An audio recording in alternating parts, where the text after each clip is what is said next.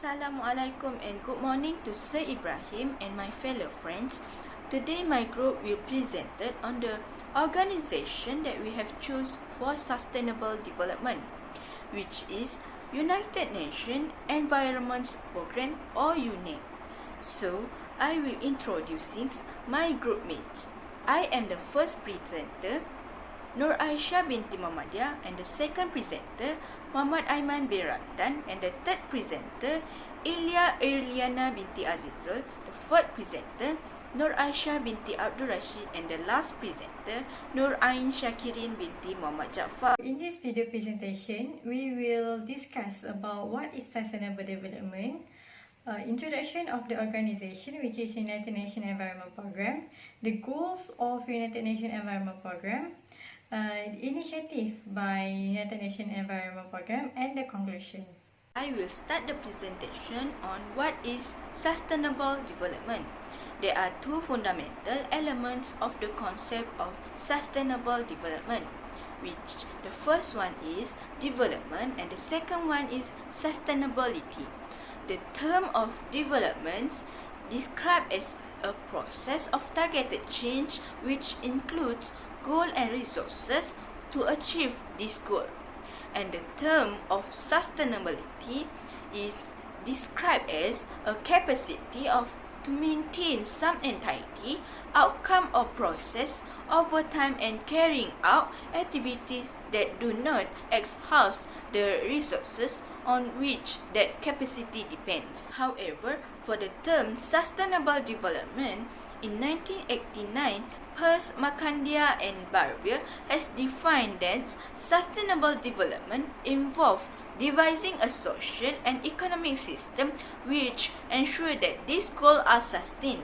For example, that real income rise, that educational standard increase, that the health of nation improve, and that the general quality of life is advanced. While Rutland Report in 1987 defined sustainable development as the ability to make development sustainable to ensure that it meets the need of the present without compromise the ability of future generation to meet their own needs.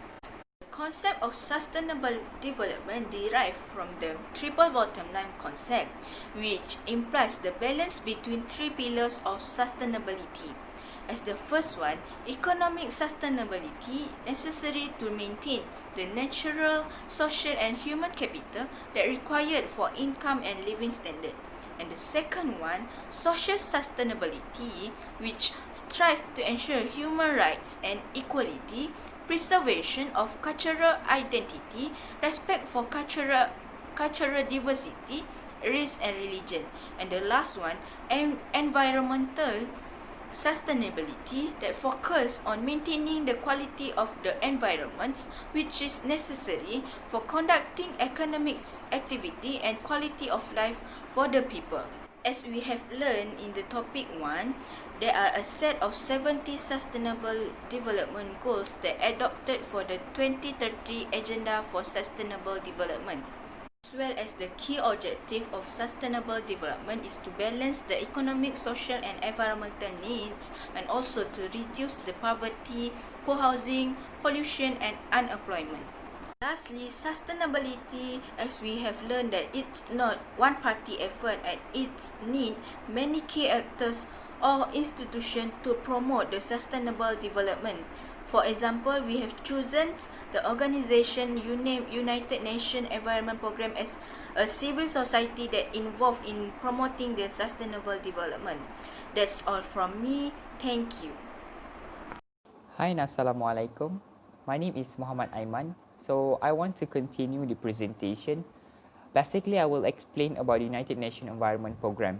So this United Nations Environment Programme is the organization that provide guideline to United Nations to manage proper environmental activities and program, as well as to help and assist the developing countries in terms of their environmental practices and program and policies. UNEP was being founded in 1972 and the headquarters placed at Nairobi, Kenya. The idea of UNEP basically came from Canadian businessman and philanthropist Maurice Strong, which he was a first director of UNEP. The function of UNEP cover all matters on environment, which include marine ecosystem, biodiversity, forest, atmosphere, and also the development of green economy. These things are very important because this is the main purpose of creating this such organization. UNEP wants to promote and make environment as a priority when it comes to making a decision. UNEP not only working with public sector and also the private sector because they need to be taught and guided in order to make sure that they did not maximize their profit by ignoring the importance of environment. They will ignore the environment, the important environment, if there is no policy, no guidance that can limit their action. They can use the resources, but in the way that no harm to environment. The mission of creating this organization is to provide leadership and encourage partnership in caring for the environment by inspiring, informing, and enabling nations and people to improve their quality of life without compromising that of the future generation. So UNEP always think about the future generation, like what will happen if there is no one care about the environment today. Clearly, they can predict it. If we are fool enough to ignore the importance of the environment, then it will destroy the quality of our future generation. UNEP struggle on making allies with other nations and private sector especially, and also people as a whole. They struggle on finding ways or how to motivate and inspire the people to care about the environment. Not only making some allies with them, but also UNEP help the Secretariat of Environmental Agreement and Research. The purpose of this research is to tackle the obstacle that will become a barrier to promote the green environment. For example, the Convention of Biological Diversity, the Minamata Convention on Mercury, and there's a lot of example making this research. UNEP also has some goals that they need to achieve, which include reducing environmental threat to human being from the environment, cause disaster, giving early warning of environmental threat, and also creating inventive tools to help countries place a financial value on ecosystem services. These goals are basically become their main pillars when they want to make host the activities and program. So I would like to pass to the next presenter. Hi and Assalamualaikum to Syed Ibrahim. Hi, I am Ilia Elena binti Azizul. We continue this presentation to explain about the goals of United Nations Environment Programme. The main goal of United Nations Environment Programme is to reduce environmental threats to human beings from environmental causes, disasters and conflicts. In this goal, UNEP provides specialized help to the peacekeeping communities and harmony building.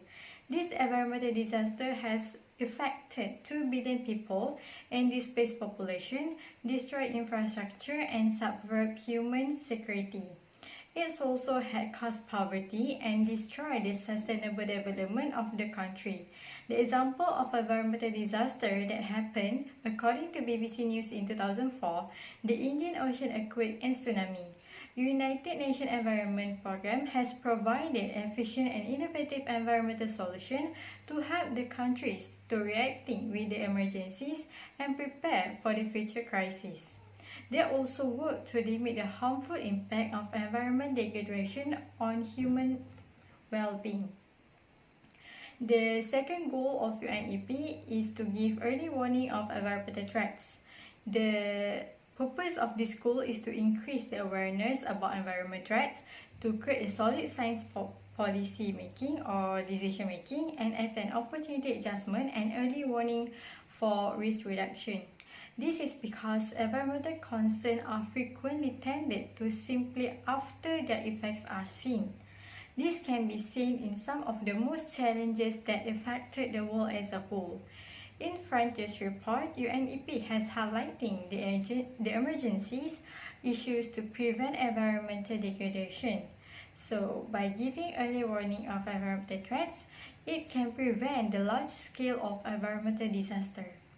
And the final goals of United Nations Environment Programme is to create inventive tools to help the countries place a financial value on ecosystem service. UNEP intend to inspire, advise, and empower financial solutions to improve individual quality of life without bargaining of future generations. UNEP support worldwide finance sector to ensure this sustainability into financial market practice. There are a few frameworks that have been developed by UNEP, which is a Principle of Sustainable Insurance (PSI), Principle of Responsible Investment (PRI), and Principle of Responsible Banking (PRB). All of these frameworks establish the standard for sustainable financial for ecosystem and assisting to ensure the private money fulfill its possible part in order to accomplishing the 2030 agenda for sustainable development that agreed by government around the world. Assalamualaikum warahmatullahi wabarakatuh. I'm the fifth presenter for this group and I would like to continue this presentation.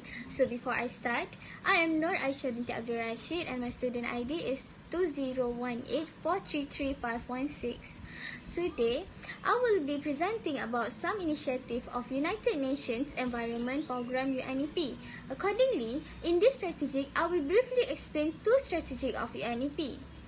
The first strategy of UNEP that has been established is the Regional Sea Convention and Action Plans. In order to successfully preserve aquatic and coastal habitats, the international community has become increasingly aware of the need for better ocean conservation at the international, regional, and national level. Oceans, seas, and coastal ecosystem from integral parts of our world, offering essential ecosystem services. The first Regional Sea Strategic Direction 2004 to 2007 was established. The Regional Sea Strategic Direction was in three important things, such as to strengthen the Regional Sea Program at global level, the complement of the implementation of the program, and lastly to improve efficiency through cooperation between regional seas programs.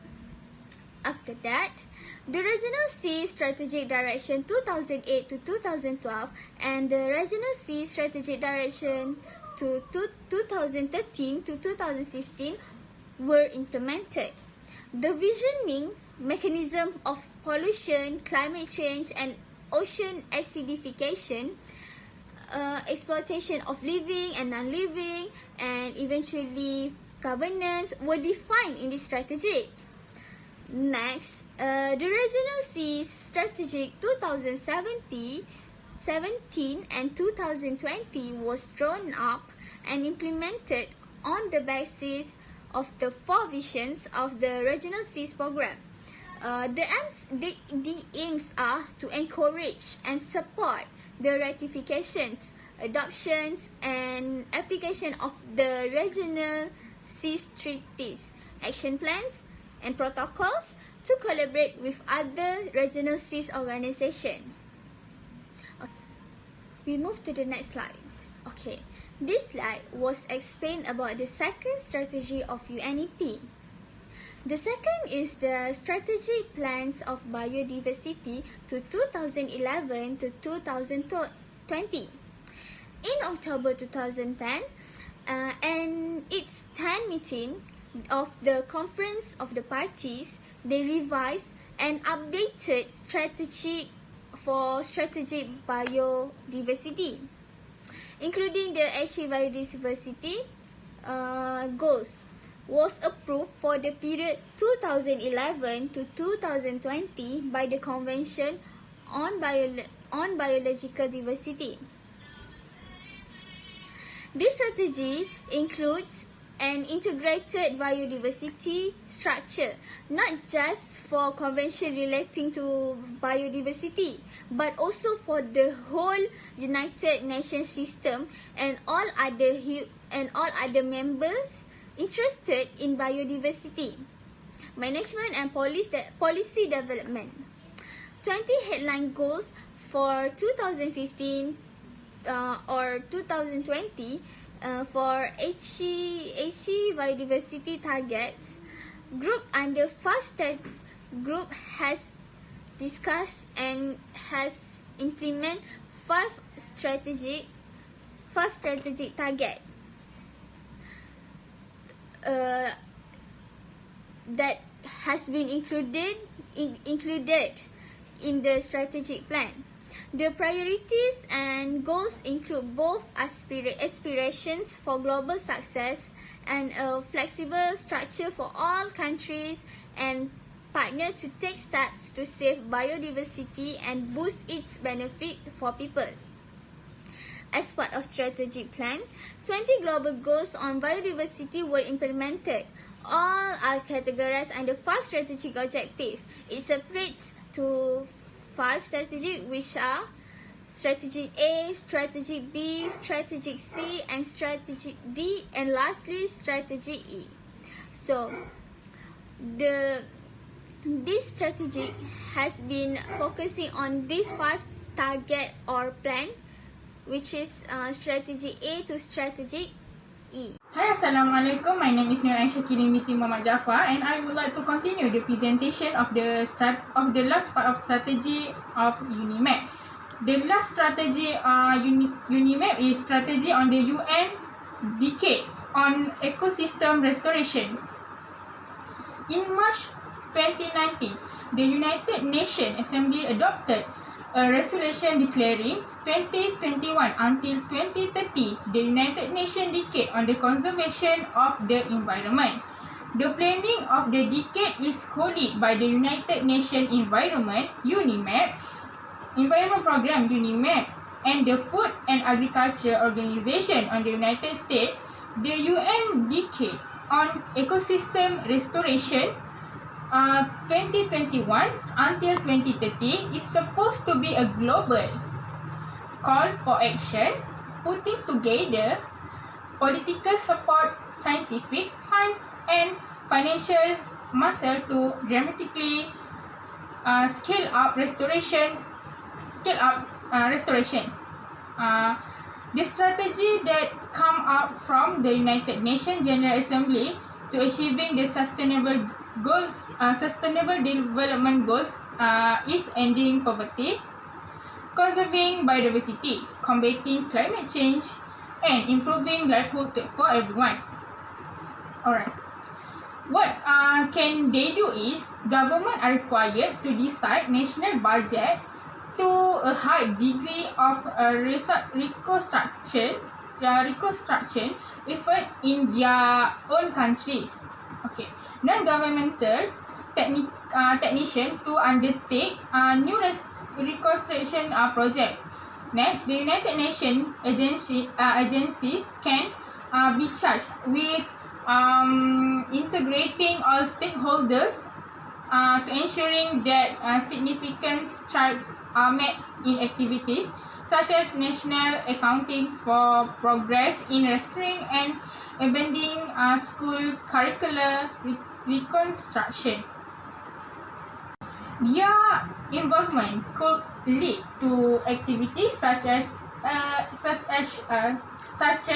the restoration of local habits, the introduction of agroecological farming, the establishment of ecological restoration sites in local parks, schools, and universities. Other than that, performing citizen science in preserve habits, creating local non-government organization focused on conservation of ecosystem, leading in hike to explore the restoration potential of a particular landscape. Thank you.